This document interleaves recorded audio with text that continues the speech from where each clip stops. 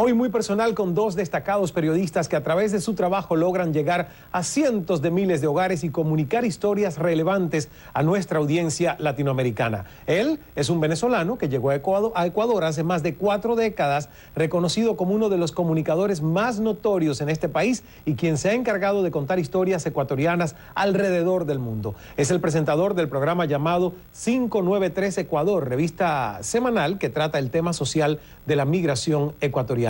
Ella ha ganado 4 premios Emmy. Es copresentadora de la edición de las 11 de la noche de Noticias 23 Univisión Miami y corresponsal del programa investigativo de la cadena Univisión Aquí y Ahora. Recibimos a Christian Johnson y a Gloria Ordaz por toda esta hora interactiva de Cala entre comunicadores y en el aire ya.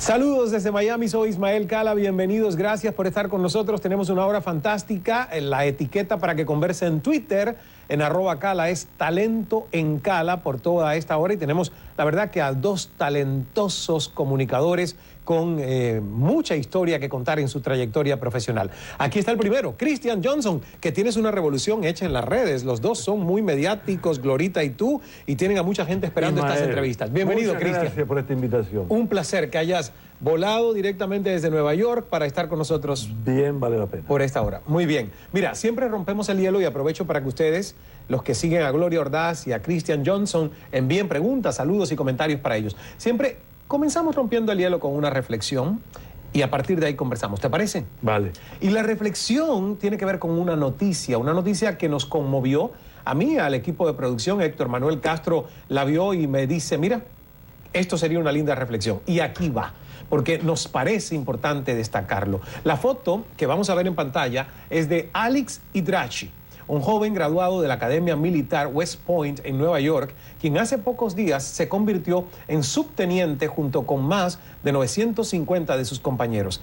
Y el llanto de este muchacho, miren ustedes esa foto que emotiva, donde se ve claramente cómo le brotan las lágrimas en esa foto. Bueno, el llanto se debe, como él mismo lo indicó momentos después en su cuenta de Instagram, a sus orígenes humildes, ya que es un chico procedente de Haití. Jamás, indicó él, imaginó que este honor le sería concedido. Alex adquirió la ciudadanía estadounidense mientras se entrenaba en la Academia Militar y manifestó que durante su graduación no pudo evitar recordar el gran esfuerzo y el sacrificio para culminar su carrera. Inmediatamente publicada, la foto del llanto de Alex logró miles de me gusta, además de comentarios de felicitaciones de muchas personas de todas partes del mundo. Alex señaló que ahora su meta es ser piloto de aviación. Y le pregunto, ¿qué ha sentido usted al lograr sus propósitos, sus anhelos, sus sueños? ¿Qué tanto lucha y se sacrifica por lo que verdaderamente quiere o anhela? ¿Qué siente al escuchar o al ver una historia como esta? Ahora sí, bienvenido, Christian, porque tú eres un contador de historias, un comunicador. Y a nosotros nos conmueven cosas como estas. Me parece fantástica, me encantaría entrevistarlo. Ahora, siguiendo tus palabras, más que un contador, soy un escuchador de palabras. Porque muchos hablamos, pero pocos escuchamos. ¿Es verdad? ¿Y tú comenzaste escuchando o comenzaste escuchándote? Porque yo fui honesto cuando hablé de esto en El Poder de Escuchar y dije, fui por muchos años un papagayo intoxicado de ego, porque así me educaron como comunicador. ¿A ti no te pasó esto? Bueno, ¿siempre supiste escuchar? No, lo que pasa es que yo del lado de mi madre, mi mamá es esas vecinas que en Venezuela en aquella época se sentaban en las sillas en la calle, a pie de la casa y hablaba con las vecinas, y escuchaba, y escuchaba, y escuchaba. Y yo creo que eso viene por ese lado. Ahora, hay momentos para escuchar y hay momentos que hay que hacerse escuchar. Es verdad. Obviamente. Ahora, también parafraseando un poco lo que tú dices, escuchar está bien. Hay que, como tú haces referencia en tu libro, tener ese segundo sistema auditivo, ese tercer oído. Y yo digo, si escuchas y no reaccionas, es como que no estás escuchando. Entonces hay que tener un segundo corazón, porque una de las cosas que nos pasa a mí me parece hoy en día que somos muy insensibles. Todos andamos con el aparatico en la mano, desconectados de la realidad, no nos damos cuenta de lo que está sucediendo. muchas veces cometemos imprudencia, no nos damos cuenta que a lo mejor estamos ofendiendo a alguien. Y esos pequeños detalles se van multiplicando y van creando fricciones entre la gente cuando tú piensas que tú tienes la razón. Exacto. Yo tengo la razón.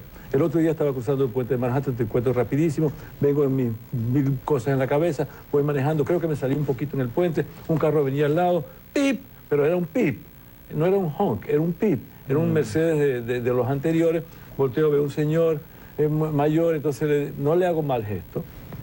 Le digo como en italiano que dice, ¿qué pasa? Entonces se me pone al lado, se me adelanta y se me pone al lado y me dice algo. Entonces yo le digo, entonces me doy cuenta, Cristian, ¿qué estás haciendo? Ese señor que va con su esposa ahí al lado, tú le estás haciendo un mal. Entonces le bajo el vidrio y él se me pone al lado y le digo, I'm sorry, disculpe.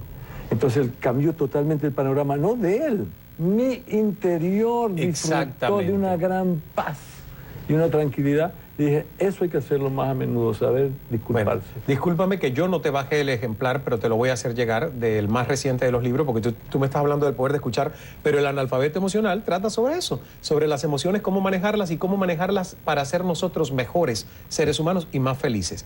En tu vida, hablando de culturas y de entendimientos, hay muchos países involucrados, porque naciste en Venezuela, has vivido en Ecuador, Canadá y Estados Unidos, y no sé si se me queda alguno más. No, por ahí vamos.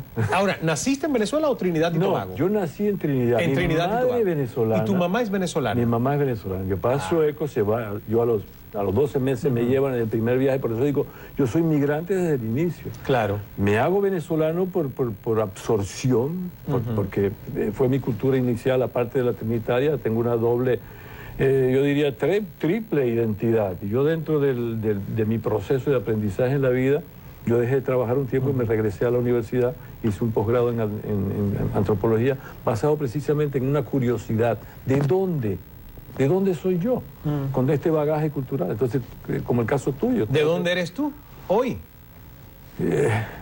De todas partes, pero tienes raíces culturales. Me gusta la cachapa, la arepa de Venezuela, me gusta el pastel, me gusta su música típica. Soy parte del Ecuador, soy parte de Canadá, soy parte de este país.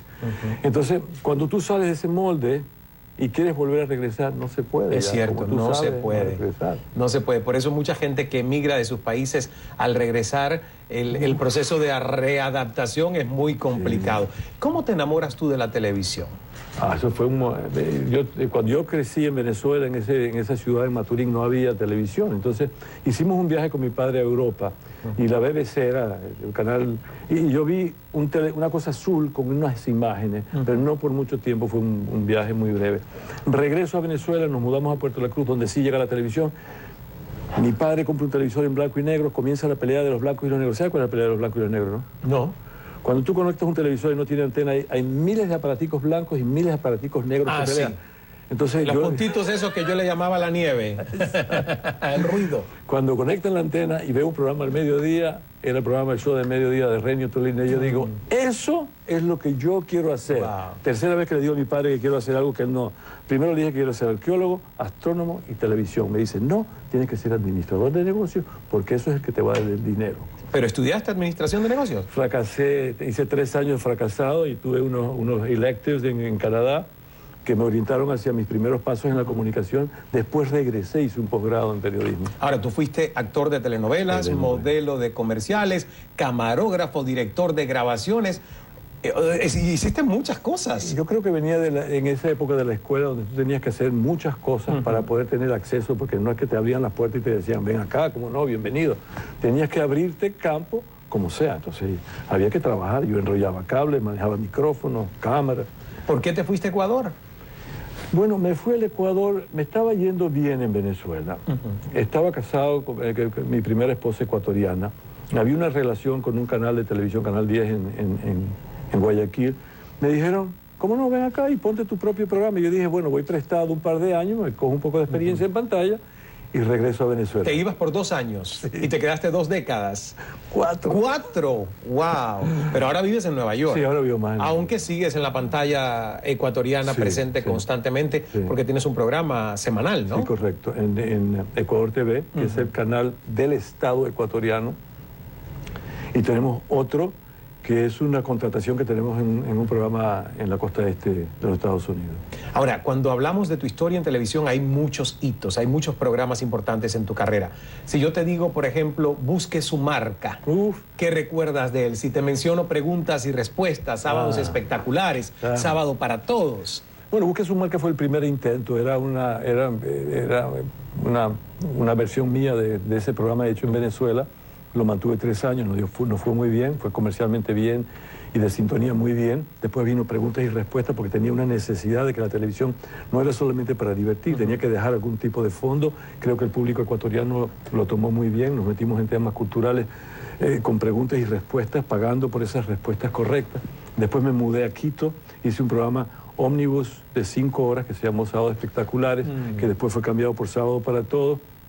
Dentro de esos programas había muchos viajes internacionales, fui corresponsal de United Pictures International, me fui a entrevistar en Londres, en la India, en todas partes, a celebridades. Y de golpe me di cuenta que también las personas que no son celebridades tienen historias que contar. Ahora, cuando hablamos de entrevistas, ¿es cierto que una vez que te sacaron del aire por una entrevista censurada? ¿Qué entrevista fue esa? Bueno, eso fue en un canal de televisión en una época muy inicial después de la dictadura militar que hubo en Ecuador. Estaba entrevistando a un futuro presidente. El dueño del canal no estaba muy de acuerdo con lo que estaba diciendo este hombre, estaba más en favor de la contra, y le ordenó al canal bajar el switch. Entonces el canal se fue del aire completamente. Y al día siguiente me tuvieron que permitir continuar la entrevista porque consideraron que no había sido una decisión muy correcta. ¿Cuál ha sido la entrevista más interesante? Porque has tenido muchas, a mí me hacen esta pregunta y siempre me ponen aprietos porque uno dice, qué injusticia, después de que tú has entrevistado tanta gente y de todos has sacado algo interesante. Pero si tienes que mencionarme 2 o 3 que fueron memorables, por alguna razón en particular, ¿cuáles serían esas? Bueno, hay una entrevista que le hago, entre los famosos está obviamente la entrevista que le hago. Roger Moore fue una entrevista muy difícil. Fui a la India a entrevistarlo para la película Octopus y me llevaron a un lugar fantástico. Se me hizo muy difícil la flema británica, me descartó hacia un lado este joven que pretende. Después estaba tomando una botella de vino sentado al lado de un elefante, me metí debajo del elefante, llegué con el equipo y allí por fin pude tener la entrevista. Pero memorables entrevistas para mí de hombres sencillos como José María Roa, que cumplió 134 años, vivía en un lugar completamente apartado del Ecuador. 134. Se supone que no está documentado, pero por la fecha que él construyó, fue parte de la construcción de la iglesia, lo documentaron como 134. Nunca usó zapatos, lo conocí encendiendo sus cigarrillos rústicos hechos con un papel muy grueso, con 2 piedras, una yesca. Y cuando él cumplió los 134 años, el 12 de mayo de aquel año, regresamos con mi equipo, le traje una botella de whisky, 2 y estaba vasos. mentalmente muy lúcido, lucidísimo. Claro. Y le traje un encendedor que tenía una musiquita y usaba un sombrero de paja toquilla, y entonces trataba de escuchar la música con el coso prendido y casi se quema el sombrero. Y le llevé una torta con 134 velas y casi el calor de 134 velas en una pequeña casa de techo de paja puede ser un problema. Pero cuando le di el whisky, le sirvo el whisky, entonces se lo toma como un agrado, pero una cosa muy espontánea. Me dice, pero esto no es puro. Y digo, ¿cómo no? Si es puro, este es puro de verdad, este no es del panameño, este es puro. No, este no es puro. Él se refería que no era de caña, puro de caña, que nunca había probado whisky en su vida. Y era un hombre con una visión. ¡Qué historia! Me encanta porque yo estoy interesadísimo en el tema de la longevidad y cómo esta gente que llega a más de 100 años mantiene su estilo de vida. Tiene que haber una constancia, una disciplina. Ahora, hablando de eventos importantes en tu carrera, yo me imagino que este es memorable porque no todos los días alguien tuvo la oportunidad de conducir, y de conducir el Festival de la OTI desde Quito en 1996. ¿Qué recuerdas de eso? Bueno, ¿qué recuerdo de eso? Era un gran reto profesional, era la primera vez que se hacía en vivo para todo el mundo desde el Ecuador. Fue muy agradable, al mismo tiempo era una gran responsabilidad porque yo no acostumbro utilizar teleprompters, ni había posibilidad de tener teleprompters, entonces tenía que ser prácticamente sobre la marcha y te daban las instrucciones detrás de las cámaras, cosa que sería imposible hacer hoy en día, no hace tanto tiempo. Wow, sí, es verdad. Uno se pone a pensar, 1996, 20 años ¿no? Y, o sea, ha cambiado todo. Pues el mundo cambió demasiado rápido. Se supone que es la época, que yo diría que es el siglo, o la década, o el medio siglo de las comunicaciones, cuando más aparatos tenemos para comunicarnos y cuando menos comunicamos. Porque hoy en día, si tú vas a Nueva York, a las grandes ciudades, aquí en Miami, la gente se comunica con el aparatito, pero no te dice buenos días, cómo está. Y una de las cosas que yo admiro mucho del Ecuador, por ejemplo, y que cada vez que regreso al Ecuador me tengo que acostumbrar inmediatamente, tú entras a un restaurante y están comiendo, la gente te dice buen provecho. Es verdad. Y si tú vas a entrar a un local y no dices buenos días, eres muy mal visto. Pero si tú dices eso en Estados Unidos, tú le dices buenos días a alguien, te mira medio raro. What does he want? ¿Qué quieres tú? ¿Qué pasó? ¿Por qué este me está saludando si no me conoce? Esa es la reacción normal aquí, hasta en los elevadores del edificio donde tú convives con tus vecinos. Es un acoso sexual. Gracias. Gracias a Dios no es con todo el mundo. Hay gente muy amable, que incluso anglosajones, que te responden al saludo o inician ellos el saludo. Pero hay otros que dicen, si yo no te conozco, ¿por qué tengo que saludar? Es increíble. Bueno, vamos a seguir conversando con Cristian, hacemos una primera pausa y al regreso seguimos escuchando de la gran trayectoria del gran comunicador Cristian Johnson, una voz de Ecuador ante el mundo, y que también quiero que nos hables de una historia de salud que ha marcado tu existencia.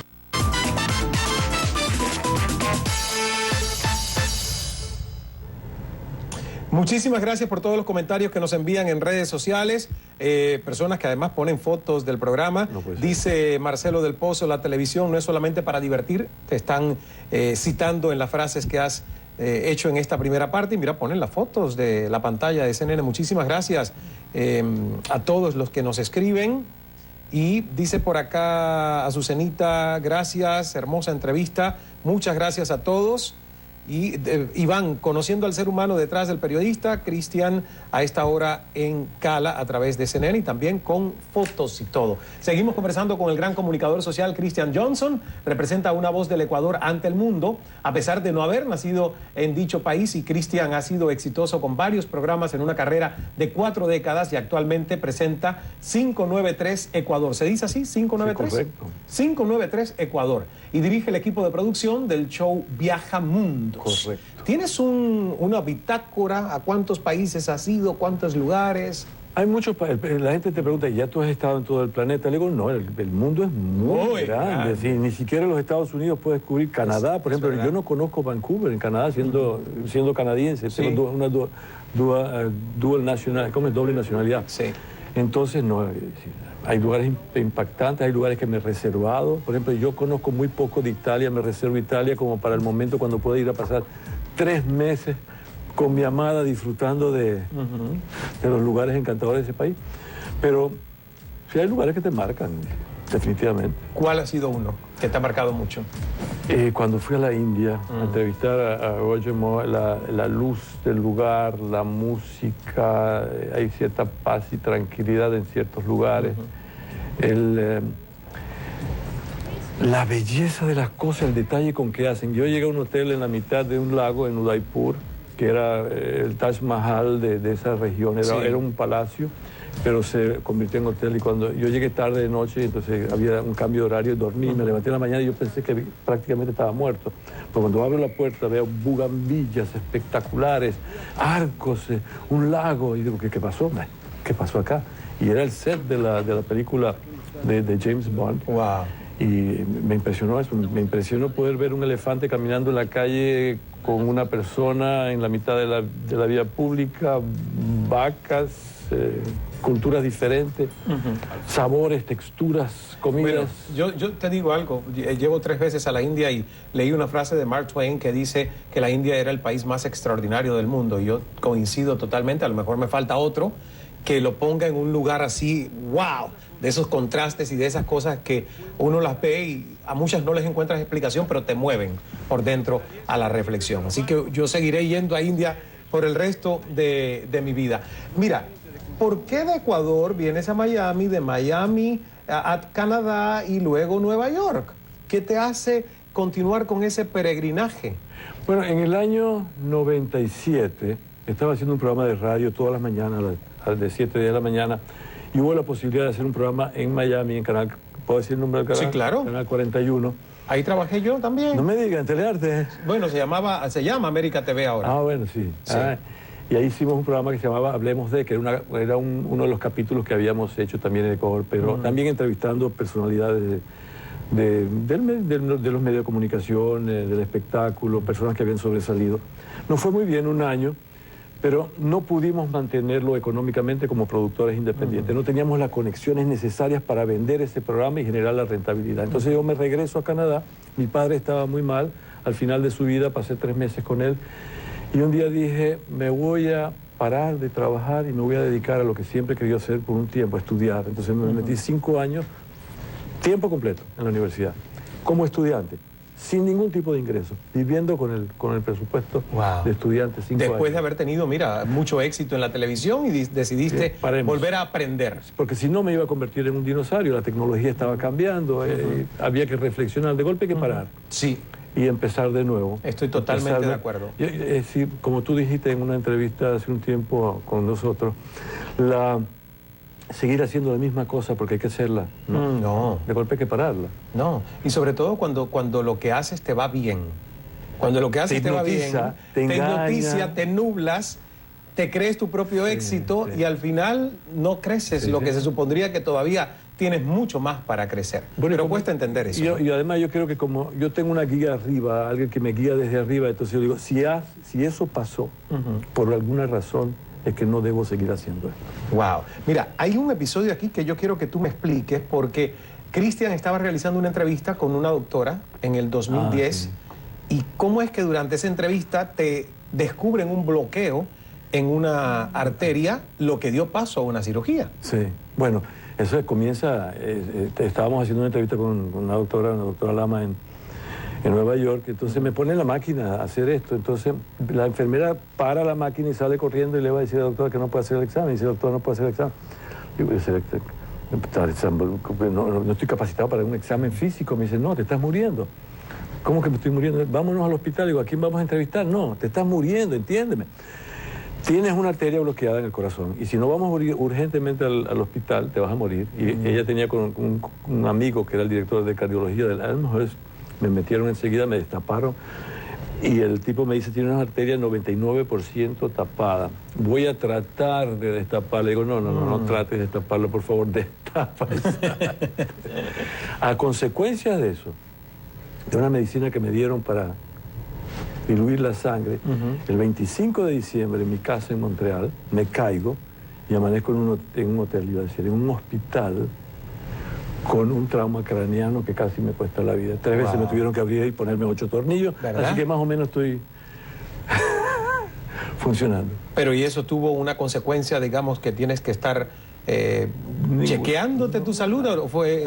Gracias a Dios, absolutamente bien. Tuve 6 meses en periodo de recuperación, tuve que aprender a hablar, caminar. El golpe me dejó un poquito más emotivo, lloro con más facilidad, me tocan más las cosas. Y yo supongo que es del golpe de la cabeza. ¿Es cierto que eso provocó que tú entendiste o aprendiste la razón de tu existencia? Bueno, yo creo que me hizo ver que yo no era Superman, ni Batman, ni un superhéroe, que era un ser normal, común y corriente, y que la vida transcurre y llega un momento en que se va a acabar y que tienes que dedicarla a hacer cosas constructivas. Siempre he tratado de hacerlo, pero algunas veces me he distraído. Ahora, en tu vida amorosa, ¿cuántos matrimonios has tenido, Cristian? 5. 5. Y te vas a volver a casar. Sexto. O sea que viene un sexto. Sí. Se aproxima un sexto. Se me casa un sexto. Y 7 hijos. 7 hijos. ¿Los 7 son de diferentes mujeres? 5. ¿O 5? No, son 7 hijos. Ajá. Mi primer matrimonio tuve 2. Mi segundo matrimonio 1, tercer matrimonio, una hija, mi cuarto matrimonio, una hija y un hijo, mi quinto matrimonio, un hijo, ella falleció, yo enviudé, me quedé con 3 hijos, fui padre y madre durante un periodo de tiempo, mientras estudiaba podía hacer eso, me dediqué a ellos, lo vi crecer esos años y también me ayudó a retroalimentar el espíritu, el corazón y darme cuenta de las cosas tan sencillas como hacerle el desayuno a los niños en la mañana. Eso fue fabuloso para mí. Wow, lo de los niños sí ya acabó, todavía quieres otro más. No, ya de los ¿Quieres otro más? No, tengo un gato ya. Para que la familia llegue a 8. No. El 8 es un buen número, es un número mágico. No, ya llegué la etapa de disfrutar a mi amada en Nueva York y creo que hay que concentrarse en nosotros ahora. Claro, claro. Bueno, y después de, oye, ya son varios hijos y varios matrimonios. ¿Esta va a ser una boda pública o una boda muy íntima, privada? Mira que no, tú sabes que hemos conversado con Natalie sobre eso y queremos hacerlo en París. Queremos que venga la gente que quiera venir. No podemos pagar los boletos ni todos los costos para llevarlos a París, pero está abierta al público. Me gustaría hacerla parte de mi trabajo porque no como espectáculo, sino yo tengo una gran gratitud con mi público, que me ha visto y que ha crecido a través de los años conmigo, que creo que son parte de la familia que están bienvenidos a venir. Entonces a lo mejor lo grabamos y lo pasamos. Además, Natalie aparece en el segmento de 593 Ecuador, Cocinando con mi amada. Está bien documentado. Ah, que tú lo haces, pero ella aparece ahí. Y ella es francesa. Sí. Ah, wow. ¿Se conocieron en Nueva York? ¿Dónde? Nos conocimos en Nueva York, sí, nos conocimos en Nueva York. Al principio me pareció una mujer muy interesante, no podía, ella estaba casada. Y me pareció interesante, nos conocíamos, nos saludamos, pero no había nada. ¿Dónde estabas, para cambiar un poquito de tema, porque luego vi que tenemos imágenes de un programa especial que hiciste allí, pero ¿dónde estabas cuando sucedió el terremoto del pasado 16 de abril en Ecuador? Estaba grabando un evento de hip hop entre afroamericanos en Nueva York, que me llama Oliver, mi productor, me dice, hubo un terremoto, 2 minutos antes que comience el programa. Wow. Pensé inmediatamente en la gente que estaría sentada viendo el programa y que pudo haber tenido alguna consecuencia. Y nos embarcamos el día lunes y estuvimos en el Ecuador con un equipo de 13 personas cubriendo lo máximo que pudimos. ¿Qué percibiste allí? Porque nosotros estuvimos cubriendo todo lo que sucedía, pero tú que tienes la posibilidad, además que eres un personaje tan querido en Ecuador, ¿qué percibiste a raíz del terremoto? Mira, el dolor, el obvio dolor de perder a parientes, familiares, hijos, amigos, perder la casa, pero fundamentalmente lo que más me impresionó, y con eso íbamos también, era de encontrar el espíritu de recuperación. Es decir, este proyecto o este proceso de recuperación va a ser largo, pero tenemos ganas de hacerlo bien. Eso me impresionó. Antes de despedirte, Cristian, ¿tienes algún libro en puerta? ¿Qué otro proyecto de esos que dices que siempre hay que soñar y alimentar tienes en mente? Tengo un par de proyectos. Uno de los proyectos es un programa, no es urbano, uno es urbano y el otro es a través de los Estados Unidos, descubriendo espacios de los Estados Unidos que muchos americanos ni hispanos conocen, pero saben que existe. Parte de la cultura, la interacción de la gente, el cambio de la época, cómo se transformó la sociedad de consumo, por un lado, y un libro sobre mis poemas más... ahora que te veo que tú escribes con tanta pasión, digo, ya me tocó la hora también de escribir a mí también. Buenísimo, y seguro que tienes mucho que escribir. Así que... Tú eres el ejemplo. Espero leer tu poesía entonces. Vale. Un gusto, Cristian. Gracias por estar con nosotros. A ti, por y esta oportunidad. esos espejuelos de verdad que hacen un statement, ¿eh? Gran comunicador social Cristian Johnson con nosotros aquí en Cala. Y al regresar vamos a recibir a una gran comunicadora también, periodista, presentadora de televisión, Gloria Ordaz, muy querida por la comunidad latina en Estados Unidos, y nos viene a hablar de su trayectoria, su trabajo actual, su maternidad y nuevos proyectos. Ganadora de 4 premios Emmy. Ya regresamos con Gloria Ordaz.